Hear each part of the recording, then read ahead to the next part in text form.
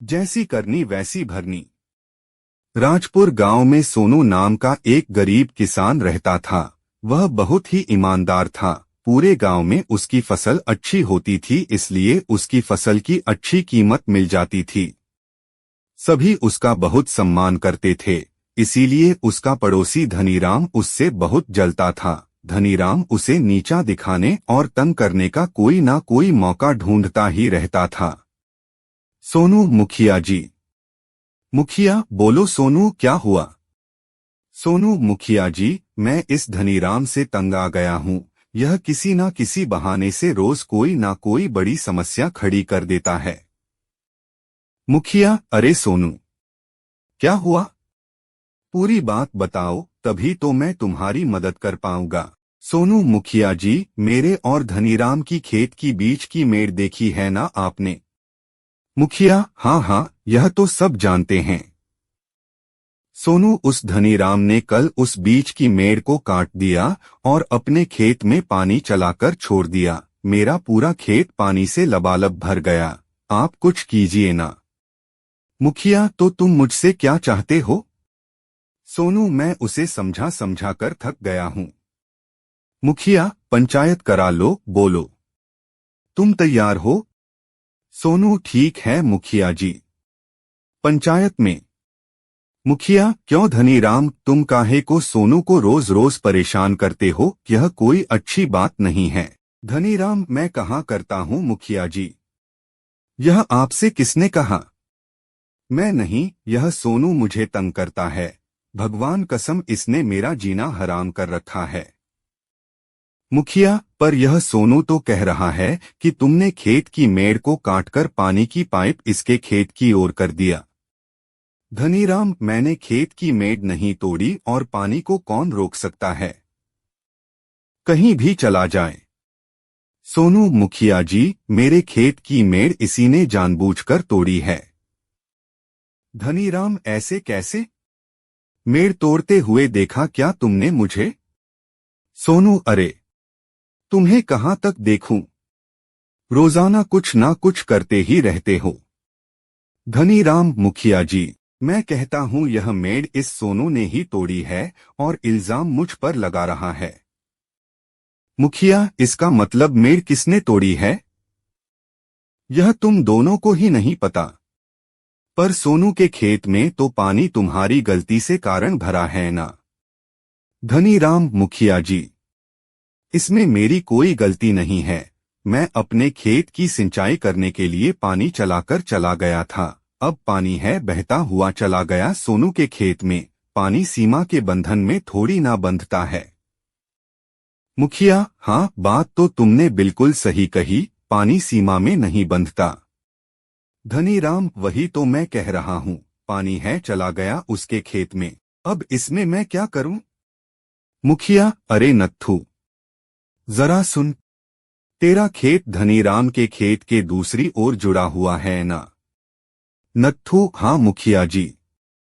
मुखिया, ऐसा कर, कल तू अपने खेत में पानी के पाइप को धनीराम के खेत की ओर करके कहीं गुम हो जा।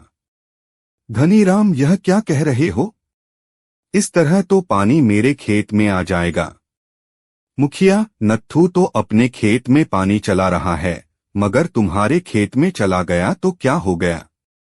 वह कोई बंधता थोड़े ही है। धनीराम, खबरदार तुमने ऐसा किया तो।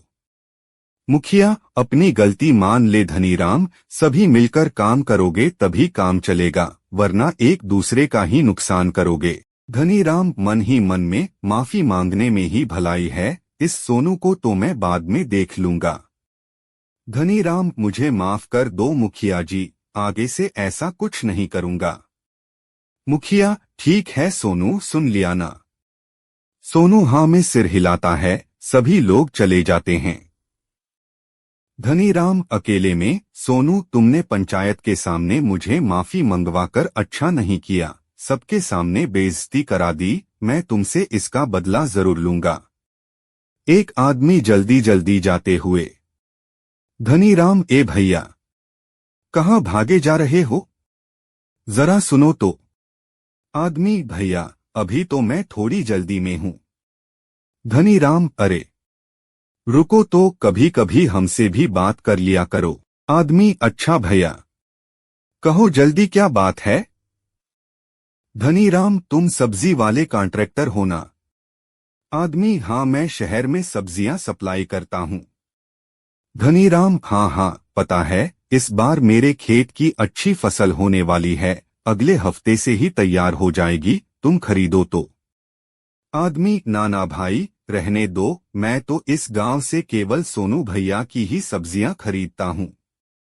धनीराम, अरे इस बार मेरी भी ले लो, मजा आ जाएगा इस बार। आदमी, भाई तुम लोगों की सब्जी आधे दामों में भी नहीं बिकती, लेकिन सोनू की सब्जी बढ़िया किस्म की होती है, दुगनी दामों में भी आसानी से बिकती है। शहर में उसकी सब्जियों की बहुत डिमांड रहती है, समझे। धनीराम, अच्छा चलो ठीक है, तुम सोनू की ही सब्जी खरीदो, पर मुझे भी दिमाग में रख लेना, अगर कभी जरूरत पड़े तो हाजिर हूँ। आदमी, हाँ भैया जरूर, अगर जरूरत पड़ी तो तुमसे ले लेंगे, अभी मैं चलता हूँ, ठीक है ना। धनीराम, अकेले में, अरे जरूरत कैसे नहीं पड़ेगी, पर मैंने तो कभी सोचा ही नहीं था कि इस सोनू की सब्जी दोगुने दामों में भी आसानी से बिक जाती है। इस बार नोट मैं गिनूंगा, और सोनू, तुमसे तो मैं बदला लेकर ही रहूंगा। सोनू की पत्नी, क्या हुआ, आज आप कुछ ज्यादा ही थके हुए लग रहे हो। सोनू, नहीं ऐसा कुछ नहीं है, बस हल्की सी थकान है। सुबह सोनू पलंग से उठा और चक्कर खाकर वहीं गिर गया। सोनू की पत्नी, अरे क्या हुआ आपको, वह डॉक्टर को बुलाती है। सोनू की पत्नी, यह तो भट्टी की तरह तप रहे हैं। डॉक्टर, घबराओ नहीं, इन्हें वायरल है, कोई और कमजोरी नहीं है, 10 दिन में आराम आएगा, तब तक खूब आराम करना, और हाँ, खाने पीने का अच्छे से ध्यान रखना, वरना ठीक होने के बाद भी खड़े होने पर गिर जाएंगे। सोनू की पत्नी, जी डॉक्टर साहब, मैं इनका पूरा ध्यान रखूंगी। डॉक्टर के जाने के बाद सोनू पलंग से उठने की कोशिश करता है, लेकिन उठ नहीं पाता। सोनू की पत्नी, यह क्या कर रहे हो, आपने सुना नहीं डॉक्टर ने क्या कहा, यह बुखार शरीर तोड़ देता है। सोनू, पर काम कौन देखेगा। सोनू की पत्नी, कोई बात नहीं, अगर इस बार नुकसान हो गया तो कुछ नहीं होगा, आप अपनी मर्जी से बीमार थोड़े ना हुए हो, सेहत रहेगी तभी तो काम कर पाओगे ना। शहर से आया कॉन्ट्रैक्टर सोनू के पास आता है। कॉन्ट्रैक्टर, कैसे हो सोनू। सोनू की पत्नी, यह तो उठ भी नहीं पा रहे थे, अब कम से कम उठ तो पा रहे हैं। सोनू, इस बार की फसल का तो। कॉन्ट्रैक्टर, इस बार तो तुम्हारी फसल तैयार भी नहीं हुई। सोनू, इस बार थोड़ी देरी हो गई। कॉन्ट्रैक्टर, कोई बात नहीं, इस बार मैं फसल धनीराम से ले लूंगा, तुम अपना ध्यान रखो भाई, सेहत है तो पूरा जहान है, समझे। कॉन्ट्रैक्टर वहां से धनीराम के पास जाता है। कॉन्ट्रैक्टर, हाँ भाई, तुमने कहा था ना कि तुम मुझे सब्जियों की सप्लाई करना चाहते हो। धनीराम, हाँ हाँ, पर आप तो सब्जियां सोनू से लेते हो ना। कॉन्ट्रैक्टर, हाँ, पर उसकी तबीयत खराब है और अभी तक उसकी सब्जियां खेत में ही लटक रही है, पता नहीं कितना टाइम और लगेगा, और शहर से डिमांड आ रही है, तुम अपनी फसल मुझे दे दो, नहीं तो मेरा बहुत नुकसान हो जाएगा। धनीराम, अरे ऐसा मत कहो, मेरे होते हुए आपको कोई नुकसान नहीं होगा, आप चाहो तो मेरी पूरी की पूरी फसल उठा लो। कॉन्ट्रैक्टर, हाँ हाँ क्यों नहीं। कॉन्ट्रैक्टर के जाने के बाद धनीराम, वाह, इस बार तो मजा आ गया, पूरी फसल डबल दामों में गई है, अगर यह सोनू ना हो तो यह कॉन्ट्रैक्टर हर बार मेरी फसल को अच्छे दामों में खरीद ले। 4 दिन बाद, सोनू, अब मैं ठीक हो गया हूँ, कल से मैं खेत पर जाकर सब कुछ संभाल लेता हूँ। सोनू की पत्नी, ठीक है, पर आप ज्यादा चिंता मत ना करना। सोनू, अपना ध्यान तो रखना ही होगा। अगले दिन सोनू खेत से सारी सब्जियां कटवा लेता है। दूर से अपने खेत में खड़ा धनीराम यह सब देख रहा था। धनीराम, अरे, यह सोनू का बच्चा ठीक हो ही गया, आखिर बीमारी में मर ही जाता तो अच्छा होता। सोनू अपने मजदूरों से, सुनो, यह सब्जियां अब जल्दी खराब हो जाएंगी, शहर जाते जाते यह सड़ जाएंगी, मैं तुम्हें कल सुबह बताता हूं कि इनका क्या करना है। धनीराम, इसे रास्ते से हटाने के लिए कुछ तो करना पड़ेगा, वरना यह कॉन्ट्रैक्टर दोबारा मेरी सब्जियां अच्छे दामों में नहीं खरीदेगा। रात के अंधेरे में धनीराम कंबल ओढ़कर सोनू की सब्जियों के पास आकर खड़ा हो गया। धनीराम, बेटा सोनू, तेरा नाम और काम दोनों बर्बाद होने का समय आ गया है। तूने सबके सामने मुझसे माफी मंगवाई थी ना, अब तू तो किसी से माफी मांगने के लायक भी नहीं रहेगा। चल बेटा, दिखा दे अपना जलवा। धनीराम एक पाउडर सब्जियों पर छिड़ककर वहां से चला जाता है। अगले दिन धनीराम गांव में गया। वहां 2 रेडियों पर खूब भीड़ लगी थी। उसने जाकर देखा। धनीराम मन में, अरे, यह दोनों मजदूर तो कल सोनू के खेत में थे, यहाँ सब्जी क्यों बेच रहे हैं? धनीराम, ओ भाई, तुम यहाँ हाट में सब्जी, क्या माजरा है? मजदूर, सोनू भैया ने कहा है कि यह सब्जियों जल्दी खराब हो जाएंगी, इसीलिए इन सभी सब्जियों को गांव की हाट में आधे दामों में बेचने को बोला है। धनीराम मन ही मन में, हे भगवान, मैंने तो इन सब्जियों पर पाउडर छिड़का हुआ है, पर मुझे क्या, मेरे घर में तो मेरे खेत की उगी हुई सब्जी ही खाते हैं। जो भी सोनू की सब्जी खाएगा उसे अपने आप पता चल जाएगा। जब सब बीमार होंगे तब सोनू को भी पता चल जाएगा। देखता हूँ सोनू इन सब लोगों को क्या जवाब देगा। बेचने दो, चलो, अच्छा है, सोनू की बदनामी पूरे गांव में होगी। धनीराम, हाँ हाँ, बेचो भैया, तुम देखो सोनू को नुकसान न होने पाए। धनीराम अपने खेत में एक आदमी से बात कर रहा था। तभी एक बच्चा भागता हुआ आया। बच्चा, काका काका जल्दी चलो, आपको काकी बुला रही है। आदमी, अरे बेटा, पहले सांस तो ले ले, ऐसा क्या हुआ जो हांफते हुए बता रहा है? बच्चा, खाना खाने के बाद राधा उल्टियां कर रही है। आदमी, क्या? राधा मेरी बच्ची, चल जल्दी चल। धनीराम, मतलब सोनू के उल्टे दिन शुरू हो गए। यह कहकर वह वहां से जाने लगता है। रास्ते में उसे मुखिया मिल गया। धनीराम, अरे मुखिया जी, क्या हाल है? मुखिया, मैं तो ठीक हूँ धनीराम, पर गांव में जाने आज क्या हो रहा है। खाना खाने के बाद हर आदमी अस्पताल में भर्ती हो गया है और बहुतों के पेट में दर्द है। धनीराम, कुछ पता चला क्या खाया था?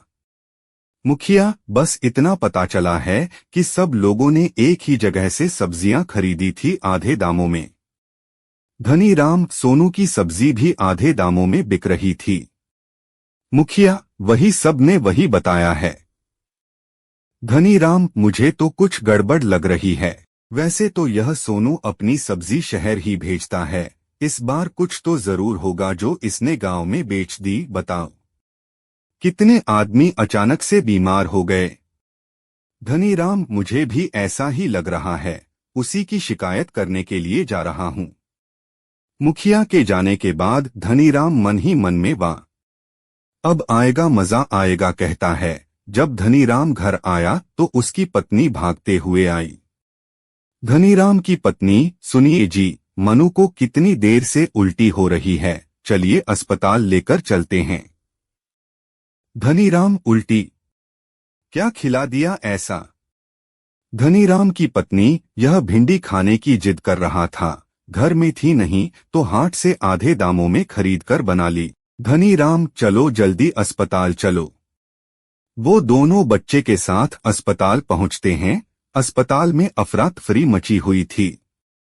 धनीराम, डॉक्टर साहब, मेरे बेटे को देखिए, वह बार बार बेहोश हो रहा है। डॉक्टर, देखो यहाँ सारे बेड फुल है, इसे किसी दूसरी जगह या शहर लेकर जाओ। धनीराम, पर तब तक तो इसकी तबीयत बहुत खराब हो जाएगी। डॉक्टर, तुम मेरी मजबूरी समझो। जिसे दवाई दी जा रही है उसे भी बिल्कुल आराम नहीं आ रहा और पता भी नहीं चल पा रहा कि इनकी तबीयत क्यों बिगड़ रही है। अगर पता चल जाता तो शायद हम इलाज भी कर पाते। तभी मनु जमीन पर गिर गया। धनीराम की पत्नी, मनु, ओ मनु, क्या हुआ तुझे? उठना बेटा। पर वह नहीं उठाता। डॉक्टर उसकी नब्ज चेक करता है। डॉक्टर, यह तो बहुत बुरी तरह बीमार है। मेरी बात ध्यान से सुनो। इसे अगले 3 घंटों में शहर के किसी बड़े हॉस्पिटल में ले जाकर इलाज करवाओ। वहां बीमारी पकड़ में आने पर इसका इलाज हो सकता है, यहाँ तो। धनीराम, डॉक्टर साहब, मैं आपको सब सच सच बताता हूँ कि यह कौन सी बीमारी है। वह डॉक्टर साहब को सब कुछ बता देता है। डॉक्टर, अच्छा हुआ जो तुमने हमें समय पर सब कुछ बता दिया। अब यहीं पर सबका इलाज हो जाएगा। डॉक्टर मनु और बाकी लोगों को इंजेक्शन लगाता है। तभी पुलिस वाला वहां आता है और डॉक्टर के साथ अंदर कमरे में चला जाता है। पुलिस वाला, हाँ भाई, मेरे साथ चलना होगा तुम्हें। धनीराम, जी साहब, मैं आपके साथ चलने को तैयार हूँ। मुझे अपनी गलती का एहसास हो चुका है। तभी मुखिया जी और सोनू भी वहां पर आ गए। मुखिया, लेकिन धनीराम, तुमने ऐसा गलत काम क्यों किया? धनीराम, मुखिया जी, मेरी मति मारी गई थी। मैं हर हाल में इस सोनू से ज्यादा कमाई करना चाहता था, इसलिए इसे नुकसान पहुंचाने का कोई मौका नहीं छोड़ता था। लेकिन इस बार सब किया धरा मुझ पर आ पड़ा। सोनू, धनीराम, मैंने कभी किसी का बुरा नहीं चाहा, फिर पता नहीं तुम मेरे पीछे क्यों पड़े थे। अब तुम्हारी एक गलती की सजा गांव के सभी लोगों को भुगतनी पड़ रही है और खुद तुम्हारे बच्चे को भी। धनीराम, मुझे सब लोग माफ कर दीजिए, मुझसे बहुत बड़ी भूल हो गई।